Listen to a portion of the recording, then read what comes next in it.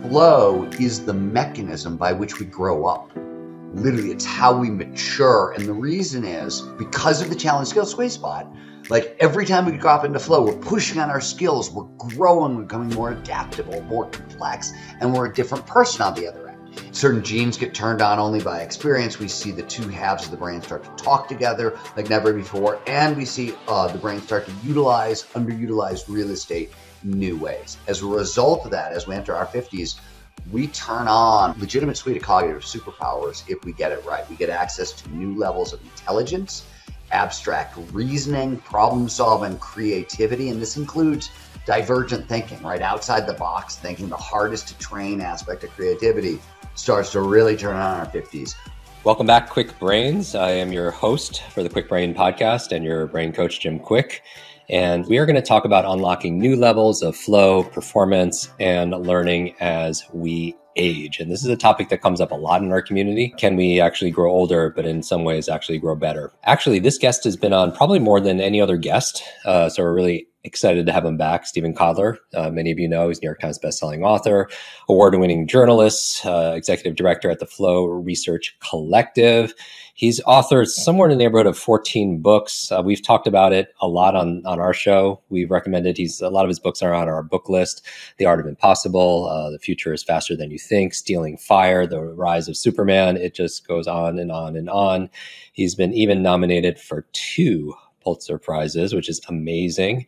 He's been on our show and also speaks at our events. He first came and spoke at our annual Brainpower conference for superhumans back in 2011. We did an event in Vegas together in 2013. Absolutely, our community loves him. Thanks for being back, Steven. It was great to be with you again, Jim. Let's jump right into this. Research shows that we can actually sustain high levels of performance later in life, later than most people thought. You have a brand new book, and it's called Gnar Country. Why don't we talk about a little bit some of the findings you've had in the book? People, they know your story, and I'll link in the show notes links to your book, links to our past podcast episodes.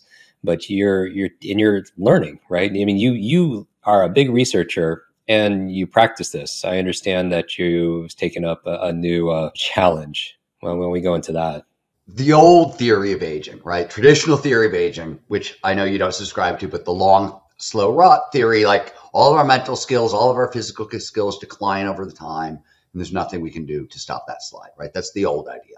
As you know, for the past 20 years, people have been chipping away at different bits of it, right? And it's starting to fall. And basically the general thinking now is all the skills we used to think declined over time, both cognitive and physical.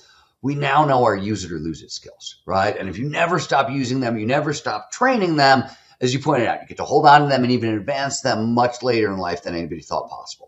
So that's ideas have been developing for a while, but there's one sort of old saw, you can't teach an old dog new tricks, that sort of hung on stubbornly for a while. And I've been studying peak performance aging for 20 years, on and off in different guises. And there was a whole bunch of stuff in my own field in flow science, in body cognition, in neurodynamics, and a handful of other fields that I was looking at all the research. And I said, if this research is true, I should be able to learn a really impossible, difficult, physical, challenging activity in my 50s. At 53 is when I started this question. So I took a bunch of these ideas and I combined them together into a learning protocol, and I used it to try to teach myself how to park ski at age 53. Now, park skiing, it's the discipline in skiing that involves doing tricks off jumps, on rails, on boxes, on wall rides. It's very, very acrobatic, very, very dangerous. And for about 13 different biological factors, it's considered pretty difficult to learn if you're over 30, 35. By the time you get to 45, it's nearly impossible. And once you get to 50, or where I started at 53, most people just think you're insane for trying. And the research said otherwise. So, we combined it in a cool way. I sort of made a list of 20 tricks that would cover like 0 to intermediate. And I figured if it takes 5 years to pull this off, cool. It takes 5 years. It took me 5 years to learn something. I'm going to, and I got there in under a season, and it was so fast and I learned so quickly. It was shocking. I had a ski partner He was running the same protocol as I was. Now, by the way, I had never park skied before. Zero experience, right? I was a good skier, but zero experience in the terrain park. My partner was a former sponsored athlete, park skier, but he had gotten really injured, walked away from it, had 3 kids, raised a family, jobs, all that, came back to it, and he was making crazy progress, like faster than we've ever seen, and he couldn't believe it. And this was sort of like the world's most intriguing pilot study ever. We then took the same protocol. We ran 17 older adults ages 30 to 68 through the same protocol. And in 4 days with this protocol, we also trained all of them up to park ski. And you have to understand, some of these people were intermediate skiers in their late 60s. And when we had our preliminary meeting, team meeting, they were like, I have never left the ground in 50 years of skiing, and I'm not going to start now. Like that kind of like really. And I was like, we went into that experiment. I was like, I don't think this is going to work.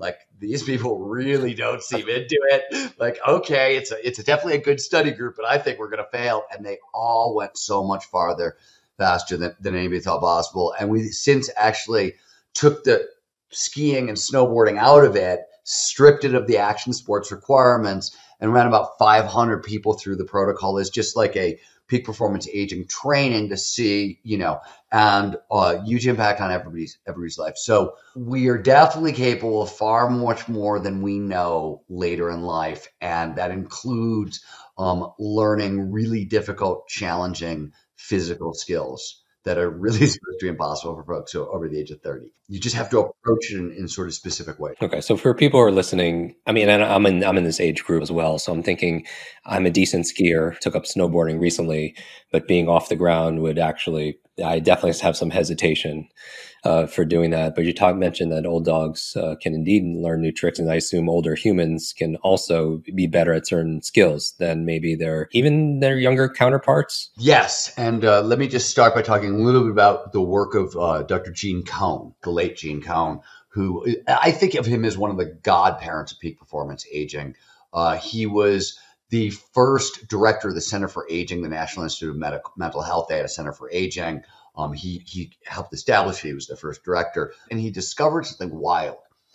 Rather than like cognitive decline later in life, what he figured out is that as we enter our 50s, there are fundamental shifts in the brain. Certain genes get turned on only by experience. We see the 2 halves of the brain start to talk together like never before. And we see the brain start to utilize underutilized real estate in new ways. As a result of that, as we enter our 50s, we turn on a legitimate suite of cognitive superpowers if we get it right. We get access to new levels of intelligence, abstract reasoning, problem solving, creativity. And this includes divergent thinking, right? Outside the box thinking, the hardest to train aspect of creativity starts to really turn on in our 50s.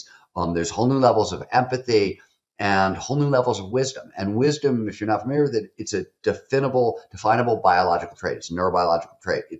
We know exactly where it takes place in the brain and what it is and how it works. And wisdom is actually really important because it's one of the things that helps make the brain impervious to cognitive decline. In the book, you show that aging well and achieving flow, that they go kind of hand in hand, right? And you and I, we've talked about flow in the past, norepinephrine, dopamine, how it amplifies pattern recognition. For new people, why don't you define flow for those listening? So flow is, it's scientifically defined as an optimal state of consciousness where we feel our best and we perform our best. And it refers to any of those moments of rapt attention and total absorption. You get so focused on what you're doing on the task at hand that everything else just starts to disappear.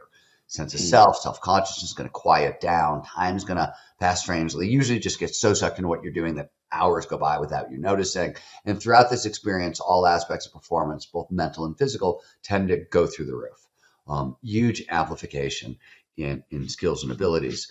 One of the things that, to answer the next part of your question, you need to know is that flow states have triggers, right? We've talked about that before on this show, preconditions that lead to more flow. So if you want more flow in your life, these triggers are sort of your toolkit. Now, here's where it gets interesting when you start talking about peak performance aging and adult development and a whole bunch of stuff. The most important of flow's triggers, as you know, I think we've talked about this on the show before, is the challenge skills balance. So shorthand for the triggers, flow follows focus. It only shows up when all of our attention is in the right here, right now. That's what all the triggers do. They drive our attention in the present moment. The idea with the challenge skills balance is we pay the most attention to the task at hand, at the present moment, when that challenge of the task of what we're doing slightly exceeds our skill set. So you're stretching, you're pushing on your skills, but you're not snapping. You're not overwhelmed and scared, right? Mihai Csikszentmihalyi, the godfather of flow psychology. It's funny. Everybody knows him as like the flow guy. And yet the bulk of his books were on adult development, and flow's role in adult development one way or another. He really spent a lot of his career there. And he ultimately argued that flow is the mechanism by which we grow up. Literally, it's how we mature. And the reason is because of the challenge skill sweet spot. Like every time we drop into flow, we're pushing on our skills, we're growing, we're becoming more adaptable, more complex, and we're a different person on the other end. And simultaneously, because flow automatically expands empathy, it allows us to see things from others' perspectives. And wisdom, some of the same things you get in your 50s, flow automatically expands for us along the way.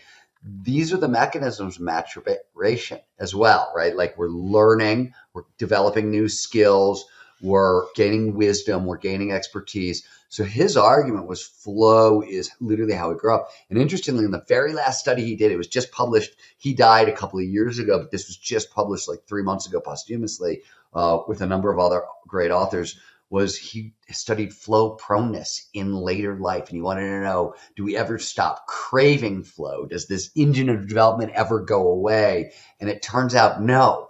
Our desire to drop into flow stays consistent across our lives. The only time people see it tail off is at the very end of their lives as their physical skills start to decline. There's a correlation there. But as our, as regenerative medicine and longevity science and peak performance aging sort of extends our life, past the 80s into our 90s and beyond, that limit looks like it's going to keep moving out with it. And it's only like as the body totally starts to fall apart that our desire for flow seems to wane a little. And it may not even be our desire that wanes, but it's our ability to get into the state. And I mentioned our audience is full of quick readers. Many people are going to go and order your book, which I highly recommend. They also have, they're a stickler for names, remembering names. And so Mihai Csikszentmihalyi, and like word substitution, just break it down, everybody. Mihai Csikszentmihalyi, right? It's pretty easy to remember. Let's talk about trauma. How does trauma affect our performance? I've listened to a number of interviews with you, and you talk about trauma, and we're hearing more about being much more trauma informed and the role that maybe personal forgiveness could have. How does that affect our performance? We have a very recent paper that was published, the collective alongside neuroscientists Scott Kelso and Richard Husky in Neuroscience and Biobehavior Reviews, that looks at the first few seconds of flow state onset, what happens as we transition into a flow state. This paper, a lot of the work that's in Gnar Country, a lot of the research, the actual technical detail and what was going on is in this paper. It's open access, so anybody can type in, it's called First Few Seconds for Flow, and my name, and you'll get it.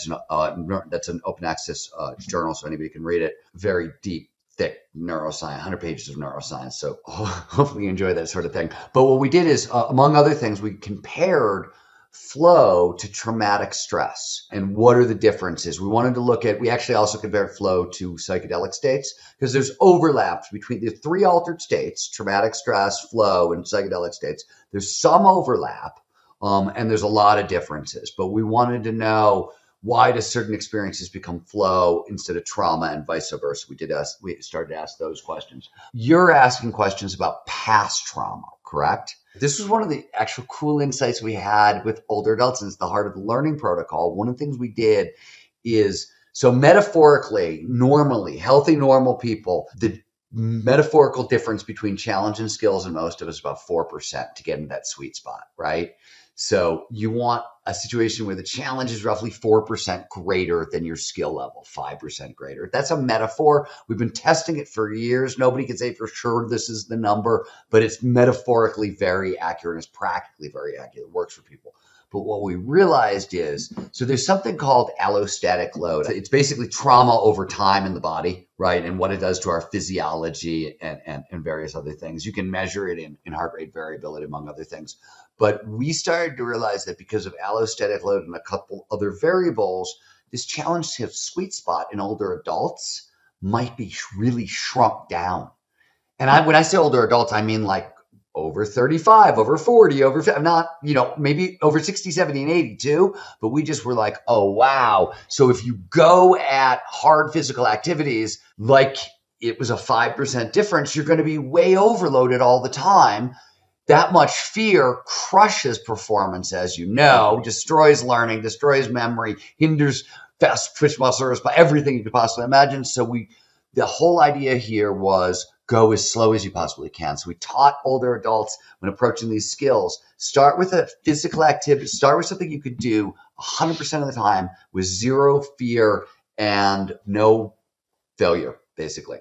I can explain how we did this in skiing in a second if you want, if you're curious, but that was one of our big insights. So everybody went a lot slower than they've ever gone before in their lives. Like really, like even like, and we slowed everybody down and we made them much more playful. Those were in our approach. And those were two of the key secrets to doing it. And it really allowed people to progress a lot faster by going so much slower than they're used to going, because of this shrunken skill sweet spot. And going so much slower actually dropped them into flow much more easily. And flow took care of the accelerated performance and the accelerated learning and did a lot of the dirty work for us once we realized that, hey, there's this trauma load in the body that just sort of, if you've ever injured yourself physically or if you're scared of it, you know what I mean? Like all that stuff builds up over time and has such a big impact on performance that if you're trying to learn something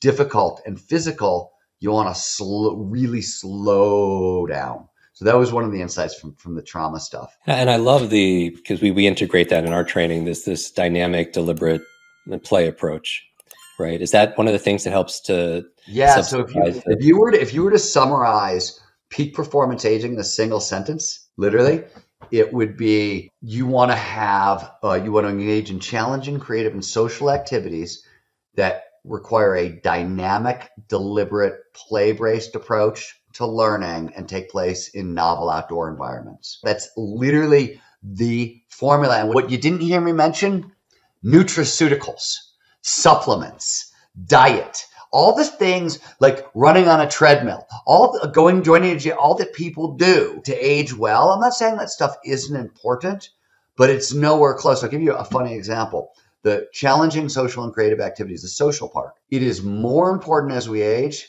to maintain social connections than it is to lose weight if you're obese or to quit smoking. I often think with peak performance aging, people want to do the right stuff. They just don't know exactly what the right stuff is. And when you say dynamic, deliberate, play-based activities, you have to really define dynamic, right? That means hit all 5 aspects of functional fitness, because you can keep your skills as we age, but you have to train strength, stamina, agility, balance, and flexibility on a regular basis. You have to make sure to engage your primary moving muscles and your stabilizing muscles. All those things are really, really, really crucial as we age. That's what dynamic is about, right? Which is why if you look at like skiing may actually turn out to be the very best sport for peak performance aging, which is not something that I knew in my research. It's actually something I learned last week.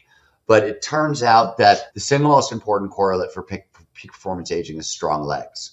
Leg strength correlates to preservation of physical health and cognitive function. Number one thing, and the most important thing about legs, is loading them so you get increases in bone density. You can do that through weightlifting. That's really great. Some of the stuff that people do for exercise as they age, they're told, oh, go swimming. It doesn't load the joints. Well, it also doesn't do anything for bone density, so it's a worthless exercise for peak performance aging. Running, terrible, because it breaks down bone density.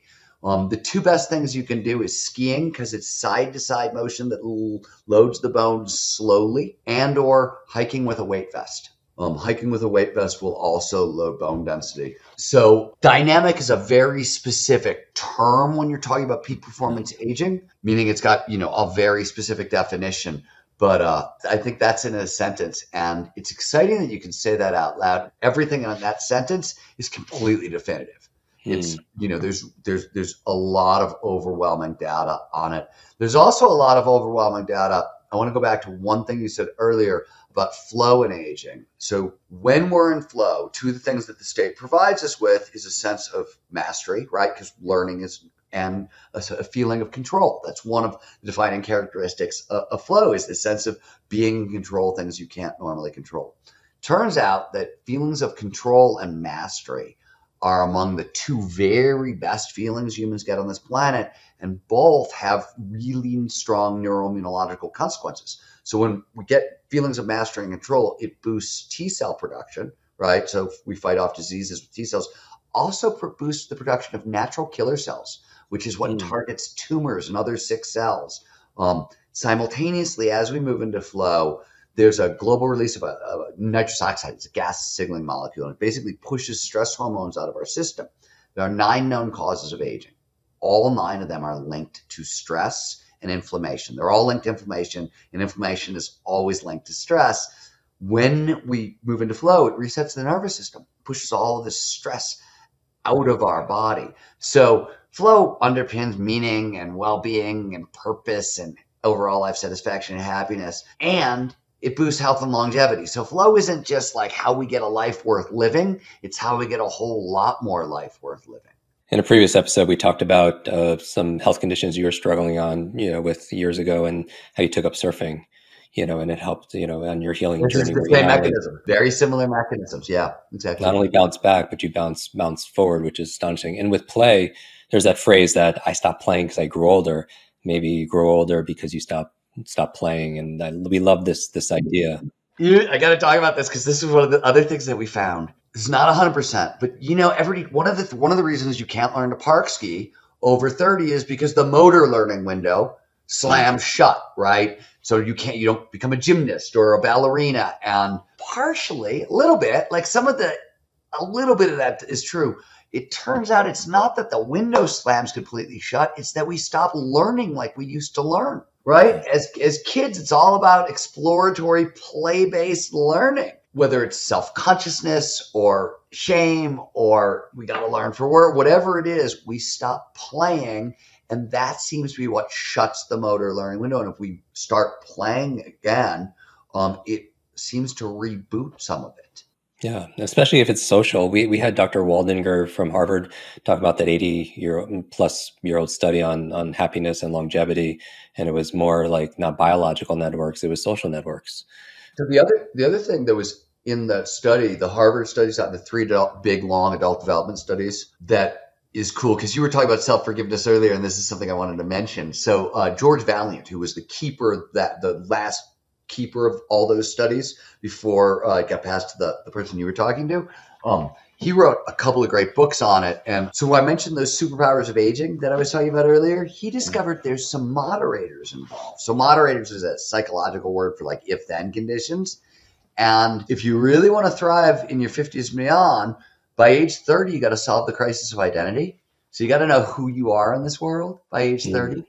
By 40, you have to solve match fit or match quality, which is there's a tight correlation between my strengths, my virtues, who I am, and what I do in the world, which is why you have to solve identity by 30. You can't figure out who you are and how to live in the world if you don't first know who you are. And then by 50, if you really want access to all these superpowers, you have to forgive those who have done you wrong and forgive yourself. And it seems like if you don't, without that self-forgiveness that you mentioned earlier, you can't really get at the empathy or the wisdom that becomes, yours in your 50s without that. So that's another thing that came out of that Harvard study that I found fascinating. And the only thing I want to add to that, there's a couple more things worth knowing. If you're really interested in unlocking those superpowers of aging, creative thinking is what really does it. So that's another moderator. In your 50s, you have to be engaged in some kind of creative activity. That's sort of a mandatory for thriving later in life. And then there's 2 additional ones that we added to the list. One is you have to train against physical fragility. If your body's falling apart, you're not going to be able to use the superpowers. So it's really clear that by the time you hit your 50s, you want to be training all of them every week. And the WHO has guidelines, right? You want to do 150 to 300 minutes of vigorous, moderate to vigorous physical aerobic activity, 2 strength training days a week, and 2 balance and agility and flexibility days a week. That's the recommended for peak performance aging. Like that, it's very clear on that. One of the reasons that action sports are a great tool for peak performance aging is they train all those things at once. So you have a single activity that allows you to, rather than having to do all that stuff stretched out, like it's 2 hours a day, or you could pick an activity like skiing or things like that. Also for this reason that when you look at what are the, not including action sports actually are better, but the best sports for health and longevity. Tennis is number 1, badminton is number 2, and soccer is number 3. It's because there's social sports that demand all kinds of dynamic movement. And it stacks. The deliberate dynamic play, right, approach to learning, we do that in our trainings with language learning. We get them moving, and it's very social and just challenging social activities. What keeps, I notice, from people from playing more, or they hesitate, is that fear, right? And you talk about ways, that parasympathetic, sympathetic kind of pendulum. You introduced an interesting idea about peripheral vision. I don't know if Dr. Andrew Huberman talks a little bit about. It's not I tested it in a really radical situation is what I did, but it's Andrew Huberman's research, but I'm happy to talk about it. And he's the one who first told me about it, right? And it's quite simply that one of the fastest ways to calm your nervous system down is to look at the world through the corners of your eyes, to utilize peripheral vision. So I changed it slightly. I used it while skiing a very steep, narrow, icy chute. And I did it by trying to widen my eyes out as far as possible when I was skiing to calm down. So I did run that experiment. But yeah, if you look at the corner of the world out of the corner of your eyes go, oh, you're just chilling out. You're checking out the scenery. All must be chill. And you get parasympathetic activation. For a couple of decades, we've done exercises before people do our quick reading exercises, peripheral vision, to be able to relax. Some people have fear associated with reading, that's, more deep seated, but it helps them to take in more words and be in a more relaxed state, certainly. What's one of the first things you would ask our listeners or our viewers right now to maybe start tomorrow? Where to start? How do you even start thinking about all this stuff? Got to start with changing your mindset towards the second half of your life. If you haven't done that. The research is amazing on mindset. Dating back to Ellen Langer's work at Harvard back in the 70s. There's copious 20-year studies that have found this. But when they look at the impact of a positive mindset towards aging. Second half of my life is filled with wonderful possibilities. That's all you got to believe, right? It produces an extra 7.5 years of health and longevity. That's huge. Astounding. And if there wouldn't have been so many studies, it's just a 50-year stack of research that shows this. It would be hard to believe. So you got to start by switching your mindset. At least have to start opening your mind to what's possible. I think switching mindset is difficult, and my peak performance aging experiment, my teaching myself to park ski, I think that by the other side of that experiment, my mindset had thoroughly shifted, because suddenly I had learned how to park ski at age 53 faster than I'd ever learned anything before in my life, physically, right? Because of the superpowers of aging, this whole protocol, I was like, oh my God. Okay, wow. I thought I had a pretty good mindset going in, but it really shifted by the end of it. So I really think that you want to shift your mindset, reframing that sort of stuff as a way of opening the door. But I also think you want a Gnar Country style experiment for yourself where you really go after a harder challenge than you believe was possible for yourself, just so you can prove it to yourself also. I think you want to start with the mentality, but you want to back it up with action. As you heard it here, that aging is a mental event as much as is a physical event, and a shift in mindset can actually add 7 years to life. Steven Kotler, I want to thank you so much for being on Kwik Brain for the 4th time. It was amazing. Where do people get Gnar Country? Where would you recommend people connect with you? Go to www.gnarcountry.com, and we are running an amazing pre-sale campaign. Coolest bonuses I've ever created, $1,800 worth of free peak performance trainings for everybody who helped me out by pre-ordering a book. So you can get the book anywhere, but the website's great. And if you go there, the peak performance aging experiment I talked about with the 17 older adults, we made an amazing video. You can read the white paper there. We also made a really fun video about the experiment that anybody can watch. So you don't have to take my word for it. You can go to the website and check out the progress for yourself. Amazing. Steven, thanks for being on the show. Everyone who's listening, you'll learn that part of his core methodology is just 1 inch at a time. These small, simple steps. Recommend everyone take one little step when you're done listening to this. So it's going to the site, following Steven on social media, making one small shift with your focus, because we know that flow follows focus, right? And so thank you everyone for listening. Make sure you leave a review, subscribe on our YouTube. We're coming close to 1 million subscribers there, where you could actually watch this more extended version. And we'll see you in the next episode. Until then, be limitless, everyone.